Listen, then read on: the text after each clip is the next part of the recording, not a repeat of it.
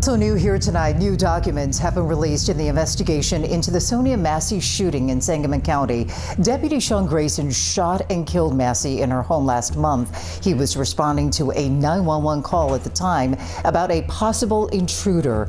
In his field case report released today, Grayson wrote that he thought Massey was going to throw boiling water on him and his partner and that she was going to kill him. She feared for her life. There was some premonition that she had. And it seems like he was just an emissary of Satan. I'm still in shock, honestly, from all of this. It's not real. This can't be real. I don't know how this could be real. I'm sorry. I'm sorry.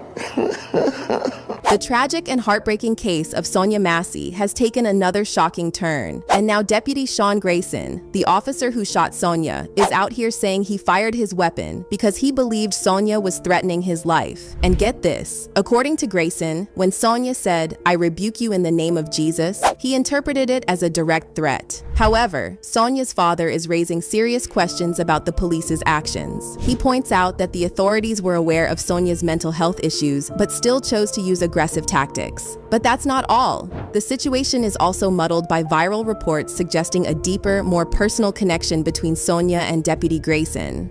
See, it's now being reported that Deputy Grayson was familiar with Sonya through his fiancée, Isabel Butterfield, a nurse practitioner at the mental health facility where Sonya had previously received treatment. And then there's also the fact that Grayson secured his job thanks to Isabel's father, a former Sangamon County deputy, who served as a reference for him. This connection is fueling speculation that there might have been a prior conflict between Sonya and Isabel, possibly leading Grayson to take drastic measures.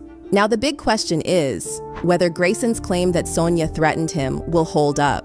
How is Sonya's family responding to these developments? Do they believe that Grayson had a premeditated plan when he shot an innocent woman that night? Let's find out.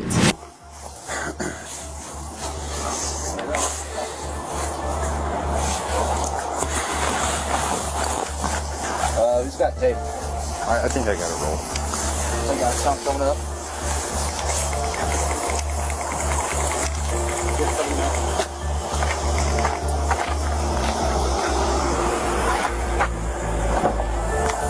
You got enough? If not, I got a roll.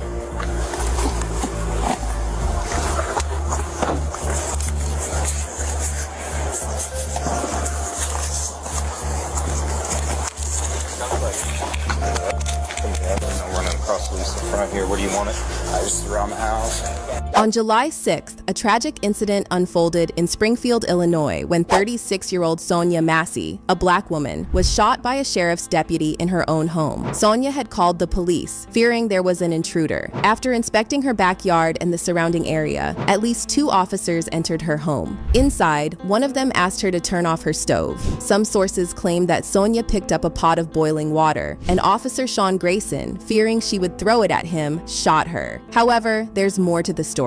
Videos circulating on social media clearly show that Sonya was not holding the pot when she was shot. The footage reveals that she had already placed the pot down and was ducking with her hands in the air when Officer Grayson shot her 3 times. Wraps the silver pot with red and white cooking mittens.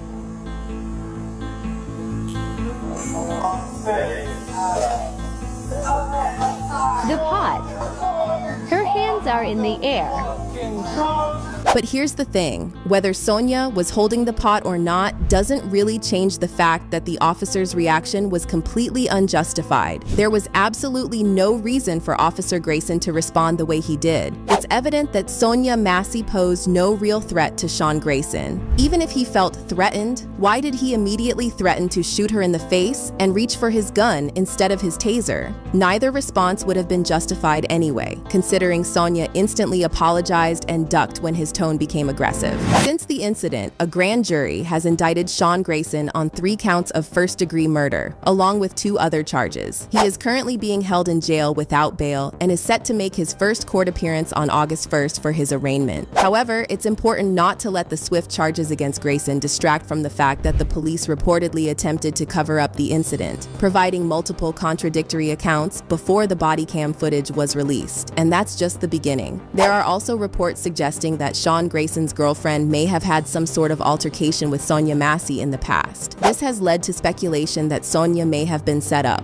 So the police initially tried to claim that Sonya's death was self-inflicted, but that wasn't the only misleading story they put out before finally admitting that Sean Grayson shot her. Sonya's family said the police first told them an intruder had killed Sonya. However, when no evidence of an intruder was found, they changed the story and claimed she had taken her own life. There's been a lot of focus in the mainstream media on Sonya's alleged mental health issues. But what isn't being talked about nearly enough is Sean Grayson's problematic history. He had a troubling disciplinary record, worked in 6 different police departments in less than 3 years, had 2 misdemeanor DUI convictions, and was previously discharged from the Army for serious misconduct. Documents obtained from the Kincaid Police Department reveal that Grayson was discharged from the Army in 2016 from Fort Riley in Kansas for misconduct, serious offense. Army officials have confirmed this but refused to provide details about the offense. Another extremely suspicious detail is that after Grayson shoots Sonya, he tries to discourage his partner from giving her first aid. In the body cam footage, you can hear Grayson telling his partner that it's no use trying to help her since it was a headshot. Away from your hot steaming water. Away from hot steaming water? Yeah. Oh, I was looking That's where you got shoot your face. So after that, Sean Grayson shoots Sonya Massey. Body cam footage later records him telling his partner not to render aid to her. But that's not all. There are now allegations that Sonya's young cousin was also killed by a police officer who reportedly worked with Sean Grayson. In March, Macomb police responded to a DV call, which resulted in the deaths of 2 people, including 4-year-old Terrell Miller. Authorities have yet to comment on the claims that Terrell was close to Sonya Massey's family, but social media is buzzing with speculation. However, this is just the tip of the iceberg. Some social media users have uncovered another bizarre detail about Sean Grayson, suggesting his girlfriend might be connected to the tragic incident. And one TikTok user even went viral with a video claiming that Sonya was set up. Damn it, I got so much proof that they unalived Sonya Massey on purpose. This is her 4-year-old cousin. The cops just unalived him, and I don't like it. Relax, I'm about to tell you what I think happened and tell you about her 4-year-old cousin, what he went through. Illinois State Police unalived 2 people, including a 4-year-old boy, while responding to a domestic violence call. June 7, 2024. And of course, the police have a great story of why they unalived this boy, but check this out. Now, word on the street is Grayson, the monster that did this to Sonya Massey, his girlfriend worked at the mental place where Sonya was at. And allegedly, his father-in-law is the chief of police. Now, I believe Grayson's girl got into it or somehow had a problem with Sonya, and Grayson plotted to come do this. If you remember my other video, I said he was the one in the backyard. So I'm gonna play out this evidence and play out the scenario. Now watch this. He's at the backyard banging because he wants her to call the police, or he wants her to come out there so he could unalive her or something. This was already planned out. It sounds like somebody was banging on the side of my house. I don't know. Could y'all come and see? And can you confirm the address for me? It is 2868 South Hoover Avenue. What is your name? Sonya Massey. And your phone number? I don't know the number by heart, but I know that somebody's outside my house right now. Okay, have you seen the person? No, for the deputy show. What? Yeah, okay. It came in as a prowler. She heard someone outside her house. I actually took the call and tried to ask her further, and she hung up on me. They're now saying self-inflicted. Self-inflicted. So you see they tried to say self-inflicted because they didn't count on the body cam and all this evidence coming out and everything going viral. But now that he's got her to call the police, he comes so fast, she don't even have a chance to get dressed or anything. He's right there with the backup, and he asks her about her mental, and how would he know anything about her mental unless he had previous information on her?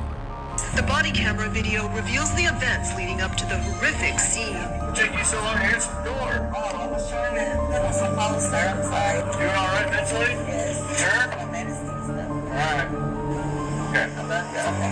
Love y'all. Inside the home, He don't even have the demeanor of somebody who's coming to help her. He has a demeanor like he's on trash. Asking her what took her so long to come to the door. You're supposed to be helping her. Then once in the house, isn't it ironic that he's the one that asked her to go over to the stove and turn the stove or check on the stove, whatever, when that was not that serious. Nothing was gonna burn down at no fucking at that time. He could have just left, but he plotted it out. Then when she went over there, he's actually walking towards where she's at. And she's like, well, what are you doing? I'm getting away from the water. Well, how are you getting away from the water, but you walking towards her? Then you don't render aid. He planned that out. I'm gonna go get my kid. You go get it for that headshot. Now, this is all alleged at this point. However, a lot of people on social media are saying something is definitely off about the official narrative because Sonya looked and acted so scared as soon as she saw Sean Grayson at her doorstep. Also, the fact that Grayson's camera was already off when he entered Sonya's house is extremely suspicious. You see, the day Sonya called 911 to report an intruder wasn't the first time she had contacted the authorities. In the days leading up to the tragic incident, several emergency calls were made from Sonya's house. In one call, made less than 24 hours before Sean Grayson showed up at Sonya's doorstep, Sonya's mother, Sonya Massey, told the dispatcher that her daughter was having a mental breakdown and she begged them not to send a combative police officer because Sonya was already paranoid that someone might hurt her. On July 5th, Massey's mother, Donna, calling 911 to say Sonya was having a mental health episode. She's been mentally having a mental breakdown. She thinks everybody's after her. Donna pleading with the 911 operator not to hurt her daughter, insisting she was not a danger. I don't want you guys to hurt her. Please don't send no combative policemen that are prejudiced, please. They're scary. I'm scared of the police. Then a few hours later, Sonya herself called, reporting that a neighbor had hit her with a brick. A sheriff's deputy met her at the hospital where she had gone for medical treatment after the call. Sonya told the officer the same story about the neighbor and mentioned that she had broken a window trying to get into a car to escape. Sonya also informed the officer that she had recently been released from a mental health facility and claimed that a police officer had tried to run her off the road earlier that day. This situation was clearly complicated and troubling, and the last thing Sonya needed was an aggressive, trigger-happy cop in her house, especially one like Grayson who had a long track record of problematic behavior. But that's not all. According to Sonya's son, Malachi Hill Massey, on the day of the incident, there was another 911 call and 2 officers showed up at Sonya's home. Malachi believes that Sean Grayson was one of those officers. And get this, when the police called Malachi to tell him his mom was gone, they didn't mention that a police officer was the one who shot her. My mother, she's everything to me. I love her, like, my whole heart. Like, I can't believe none of this is going on right now. They called me at 5 o'clock in the morning after I had dropped my dad off at work, and they had told me that my mom has been shot in her eye, and it came out the back of her neck. And they didn't know who shot her. And all I'm doing is asking, who shot her? Who shot her? All they would say is somebody shot her. That's what they kept on telling me. And then Sonya's father, James Wilburn, also confirmed this and said the authorities initially told him that an intruder shot his daughter. I'm hearing that you were told conflicting stories. What were you told, the circumstances of this shooting? Well, I was never told that it was a deputy-involved shooting. We were under the impression that she was killed by the intruder or some other person from the street or something, and they just went in there and found her dead body. I did not find out that the deputies killed her until my brother asked for Sonya's address, and I gave it to him, and he said, "Brother, this says deputies involved." And I'm like, "What are you talking about?"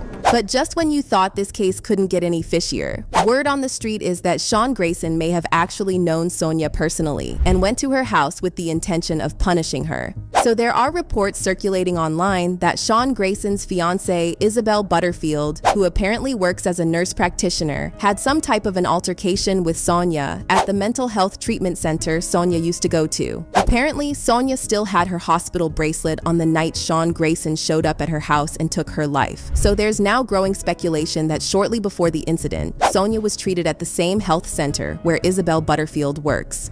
I started doing some digging and I realized y'all said that Sonya had on a hospital bracelet. I looked up the closest place where she could have got medical care to her house, an 8-minute drive away, and guess where we ended up at?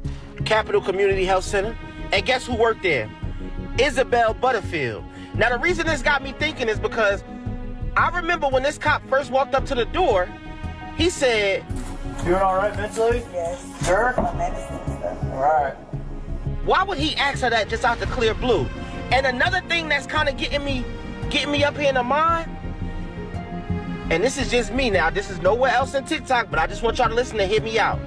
I'm thinking from the perspective of calling the police. If I called the police, why wouldn't I be dressed already? Now I know y'all don't know where I'm going with this. Could it be that something happened allegedly between Isabel Butterfield and Sonya Massey at that place, and she left and went home because she didn't even take the bracelet off? When she left and went home, could it possibly be that the police actually, especially Sean Grayson, who I'm talking about, actually caused the situation in the backyard and then they took the call? But that's not all. According to multiple online sources, Isabel Butterfield also happens to be the daughter of Scott Butterfield, a former chief of the sheriff's department where Grayson was employed. And get this, Brenda Butterfield, Scott Butterfield's mom and Isabel's grandmother, has now also decided to add her 2 cents in, and she just unintentionally made her sketchy family look even more suspicious. In an open letter published in Muffy River News, Brenda Butterfield complained about how her family is being treated, and she slammed protesters who are demanding justice, as well as people online for saying negative things about Sean Grayson. The audacity is off the charts with this one, folks. And what makes this embarrassing letter even worse is the fact that Brenda didn't even mention Sonya Massey or Sonya's family once. So here's what Brenda wrote in her letter. First, to the protesters. What are you protesting? Sean is in jail, charges are filed, trial date to be set, and punishment to be applied. Sean is not going anywhere, so please knock off wearing out your sweat glands. So please take your signs and go home and just be humans, not the amusement or disgust to the public. Point number 2, does anyone care about Sean's family or what horrifying reality they are dealing with? What about his fiancée he was to marry in October? She is an innocent young woman who also is unfairly being persecuted. Does anyone care about the destruction of her life? She is left to deal with an emotional death. Sean's future in-law families, a to-be father-in-law who is as close to Sean as a father as can be, a future mother-in-law, sister-in-law, and brother-in-law who is Sean's friend, future grandparents who loved Sean dearly and still do, shock, disbelief, and reality, but an undying support for Sean. The past cannot be relived. The future is unknown. We only have each day to pray without ceasing. The Sean everyone desires to hate and persecute is not the Sean we have all known and loved. We will always support Sean. Judge not, lest ye be judged. No man, woman is without sin. There is a final judgment for all. Proud grandmother to be of Sean Grayson, Brenda Butterfield.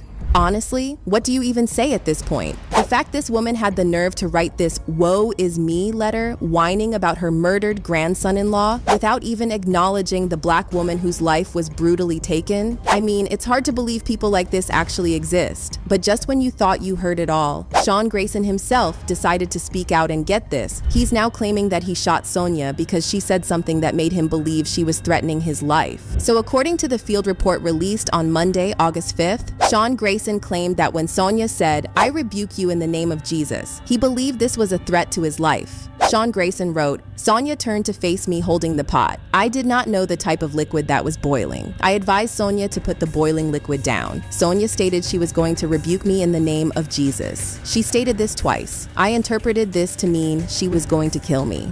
Grayson then goes on to claim that he was scared Sonya would pour boiling liquid on him and potentially put him in a life-threatening situation. As I approached the cabinet, Sonya stood up from a crouched position, grabbing the pot, raising it above her head, and throwing the boiling substance at me, Grayson wrote. I was in imminent fear of getting boiling liquid to my face or chest, which would have caused great bodily harm or death.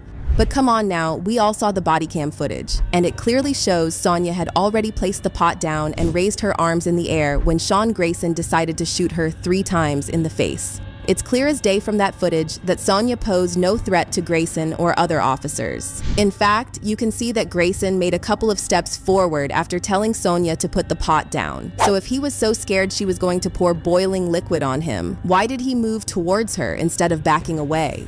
Here is an image from the body cam of Sonya Massey with her oven mittens on and her hands raised. She is not holding a hot pot of water in this picture. She did exactly what she was instructed to do by Grayson, which was to go turn off the hot pot of water so they wouldn't cause a fire. She also did not threaten to throw scalding hot water on Grayson. She said, "I rebuke you in the name of Jesus," because all she had left in that very moment was her spiritual protection.